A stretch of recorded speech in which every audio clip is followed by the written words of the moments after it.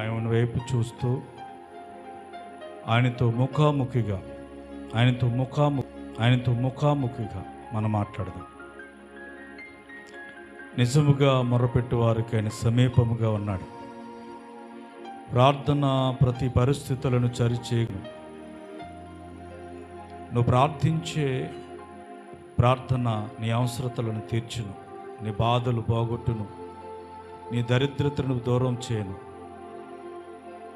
నీకు రక్షణ కలుగు చేయను, నీకు నీతిని అనుగ్రహించును. ఆ ప్రార్థనలో అంత ధన్యత ఉంది.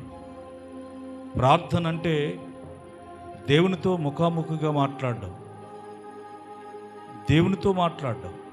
ప్రభా, ఎన్నికలైన నన్ను ప్రేమించావు, సర్వశక్తిమంతుడా, నీ మాట నీ విశ్వాసంలోనికి నన్ను నడిపించింది. నీ మాట ఈ లోకానుసారంగా తిరిగే నన్ను మేలుకరమైనటువంటి నీ స్థలములో ఉంచింది. నీ మాట నిజముగా జీవించడం అనేది ఏంటో మాకు నేర్పించింది.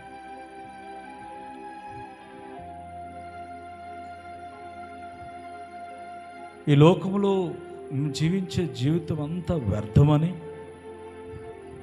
ఆ లోకానుసారంగా తిరుగుతున్నటువంటి మమ్మలను నీ మాట చేత ప్రేరేపించి నీ సన్నిధిలో కూర్చోబెట్టావు.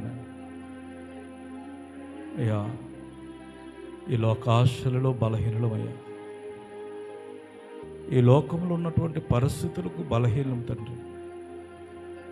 నన్ను జ్ఞాపకం చేసుకోవా, మమ్మలను జ్ఞాపకం చేసుకోవా.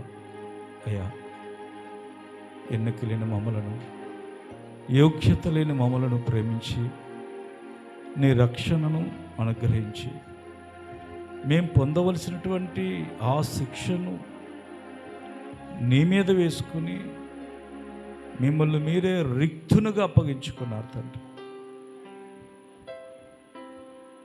ఖాళీ చేయబడ్డారు నాయన మా కొరకు. శరీరమే నీ శరీరాన్ని నాగటిచాలు వాళ్ళు దున్నటానికి కారణమైంది. నా తలంపులే నీ తలపై ముళ్ళ కిరీటం కొట్టబడ్డానికి కారణమైంది.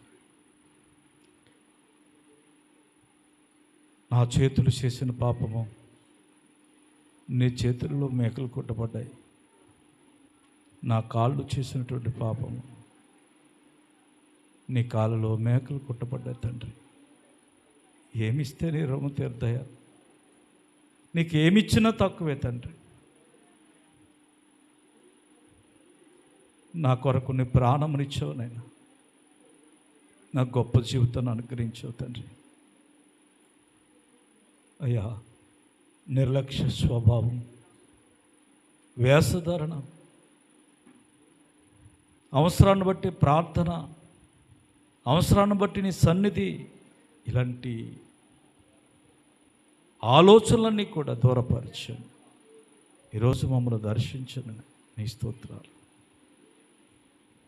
మమ్మల్ని జ్ఞాపకం చేసుకున్న దేవా, నీ ఆత్మశక్తి మా మీద కుమ్మరించమని అడుగుతున్నాను.